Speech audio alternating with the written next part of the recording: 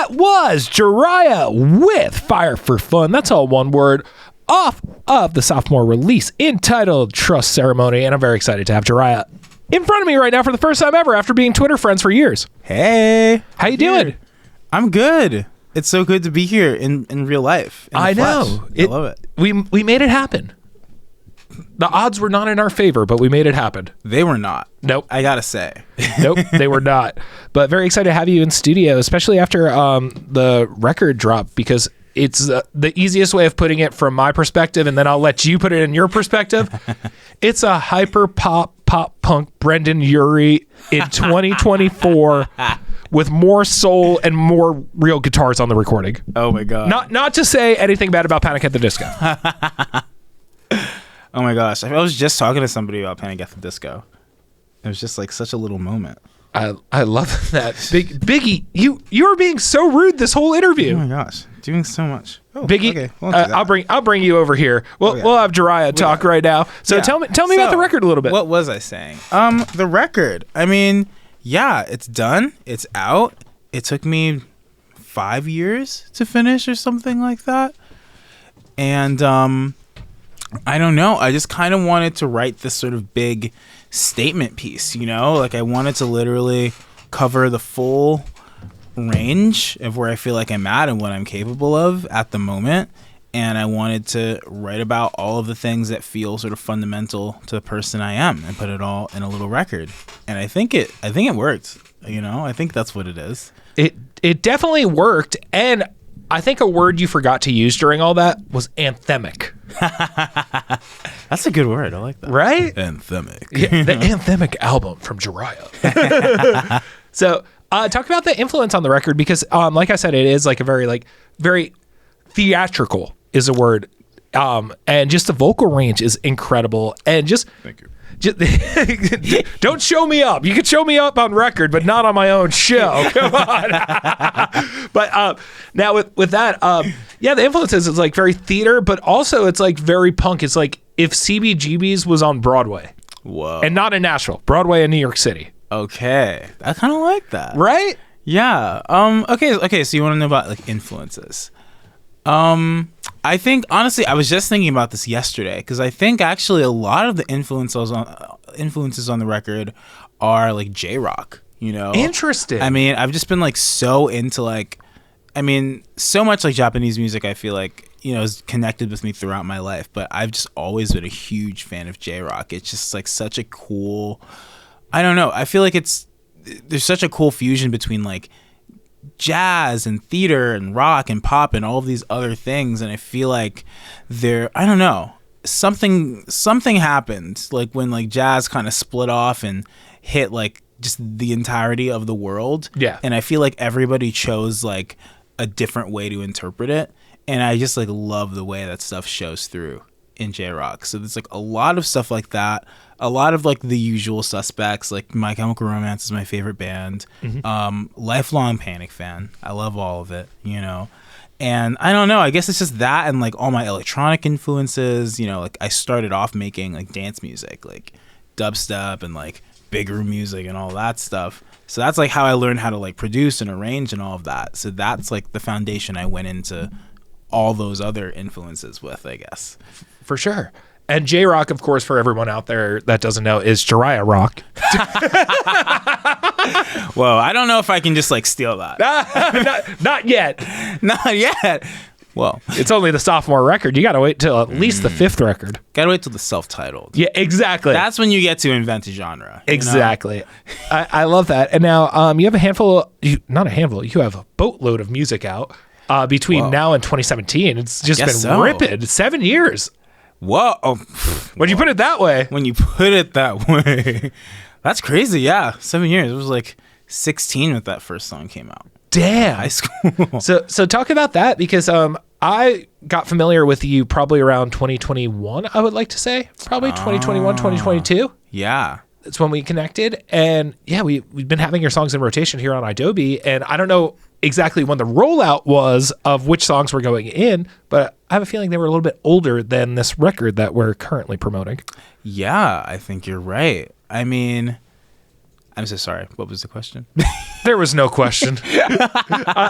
Just talking about just the progression of your music over the last 7 years, because you've dropped so much in what feels like a short amount of time, but it's not a short amount of time, but it's also not a long time either. It's weird. I mean, it feels like the time is like at the same time compressed and also just infinitely expanded, you know, because it started for me so early, this project. Like I started writing these songs when I was like 14 or 15, and I had just been like really just making not even instrumentals, like just dance music for like a few years, just learning how to produce, how to use FL Studio. Like my middle school teacher was like, you should check this out. And I checked it out and I thought it was cool.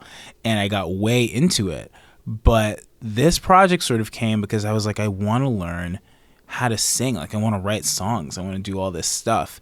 And there was like, I don't know. It felt like I was just talking about this the other day, where it felt like this sort of jailbreak moment for me, where I feel like everybody kind of has like a couple of things that really, really challenge like just fundamentally the person you are, you know, and like something that challenges like all of your weaknesses, all of your insecurities. And I think for that, like music was that for me. Like it challenged all of those things. So it took a couple years to not only like, you know, learn how to do it in like a practical sense, but also to literally sort of bring myself to be comfortable with it, you know. And that, I think, like the first record, The Great Tale of How I Ruined It All, the purpose of that record was just to be like, hey, I want to start a project and I want to follow through and I want to make music, you know. And from there, I think everything has just kind of moved faster and faster. Like that record, I started it in 2015. It came out in 2018. I didn't release anything until closer to when we, I guess, like, you know, became aware of each other in like 2020 and 2021. Yeah. And that kind of felt like a re-debut, you know, where I felt like I had this foundation and I knew what I wanted to do. And that's when it felt really serious and it felt like there was an audience. Or at least an audience starting the build, you know, once I kind of felt like I'd found my legs with the whole thing. And, you know, this new record in a lot of ways feels like a full circle moment. It feels like another like reinvention of the project, like a rebirth, which I think is like what I'm always chasing. Hell yeah. And then you played a handful of shows recently too, right? Yeah, been around. I mean, just got off of the Tooth Pack tour, which was originally supposed to be the tour for this album, still kind of was, but the album was delayed and came out after the tour. But that was 7 weeks around the country and just did the loop. And I was just recently back to play No Earbuds Fest in Pomona. So it's been busy. You've been playing shows. Very busy. That's what happens. You drop a record and then you play forever until the next record. Forever. I love it. So now we're halfway through 2024 now. So what does the rest of 2024 hold? You have the sophomore record out. You completed a tour around the country. Yeah. I mean, so that's been fun. For the rest of the year, I mean, oh my God, there's so much like fun stuff that I'm just cooking on right now. Like, the album came out so suddenly and abruptly for me because so much stuff led to it just being like delayed until we couldn't push the date back. And I was like, okay, like I gotta lock in, I gotta get this thing out. So I finished it on tour, you know, and it came out immediately after, like days after I finished like the final song. So no time to second guess mixes. No time to second guess mixes. And I did spend as much time as they'd let me second guessing everything, which I love to do. But the point of me saying that is there's so much stuff I really wanted to do when the album came out that there was just no time to do. Yeah. And, you know, part of me was like, oh, that sucks. Like, you know, I don't get to do all this cool, like week one stuff or like, you know, pre-album things. And then I was like, well, that just gives me more to do for the rest of the year. Yeah. So I'm like planning. Really what I want is for people to experience the album in more ways and from more angles now. So, you know, they've heard it, they've experienced it, you know, you got it on your phone. And now I want people to sort of like experience it in real life. You know, I want there to be live shows. I want there to be other sort of live events, you know, where people can sort of experience it visually because there's such a visual element. There's like animation and there's art and there's all this stuff. I want to do stuff like with food, That's something I've been kind of. You have my at. attention. Okay, I'm gonna have to hit you up about that because I'm working on some stuff there. So really, the plan for the rest of the year is to just find, other fun, like interesting ways for people to experience the album and sort of live in that world. Hell yeah! Well, I can't wait to move into that world. You're invited. Hell yeah! And you're there. Clearly, you've been cooking up. So I've been trying. I mean, let Jhariah cook. I'm on my dude. I've been cooking. I'm on my way to the studio right after this. Hell yeah! That's why I'm in LA right now. I feel like I wanted to get back after the nightmare of just like the rush of finishing the album. I was like, I want to start writing and making music before there is any urgency to do it. Yeah. Like, I just want to get back and there's no pressure and do it. And I figure by the time it's time for another album, like, I won't be scrambling. I love songs. It. Hell yeah. Well, we're all excited about that. And we're all excited to hear new music because I know you're writing right now.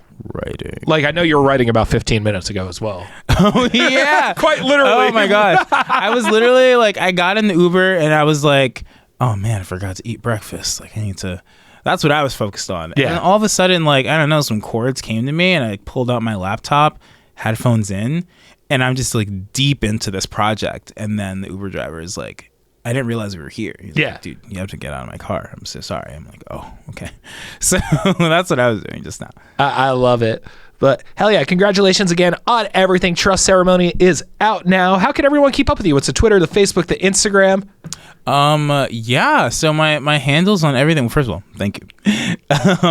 Yeah, my handle on everything is Jhariah Claire in most places, except for TikTok where it was formerly Jhariah_. Now it's Jhariah. Things have changed. We got it. So yeah, you can find me everywhere: Spotify, Apple Music, all the streaming platforms, and probably other places that I don't know about. So. Hell yeah. Well, Jhariah, thank you so much for taking time out of your day to come by the studio. Biggie is sorry that he was a little too anxious and wanting to hang out with you. As everyone can see, Biggie is defeated as I'm holding his leash right now. I think Biggie's just being real. He is. It's okay. Real recognizes real. Oh my god, thank you so much for having me. Of course. So I want to play one more song off of Trust Ceremony for everyone. What song do you want that to be? Ooh, maybe let's do Reconcerns. Here is Reconcerned off of Jhariah's sophomore record, Trust Ceremony, here on Gone Fishkin.